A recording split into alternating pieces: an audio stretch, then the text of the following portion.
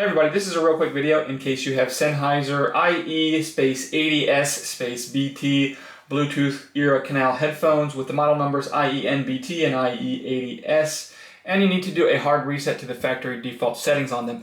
Now you're going to want to do this for one of two reasons. The first one is troubleshooting. If these earphones are not connecting to your Bluetooth or they're not pairing with your device or not syncing with the app or not responding or anything like that, a hard reset can fix a lot of those issues. The second reason is if for whatever reason you just want to set these earphones up as a brand new set of earphones and wipe everything off of it, we can do this really quite simply. All we need to do is, first things first, this won't work if they're paired to Bluetooth. So whatever devices you've had them paired with, go ahead and turn the Bluetooth off.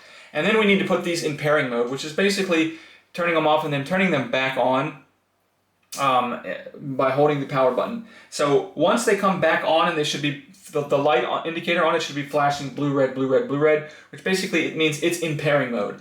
And once it's in pairing mode, we're just going to come in and we're going to simultaneously press the multifunction button and the voice assistant button for 4 seconds. And if we do that for 4 seconds, the light will flash green 5 times, and that means that it has been reset to its factory default settings, and you can go right ahead and re-pair them again as a new set of headphones.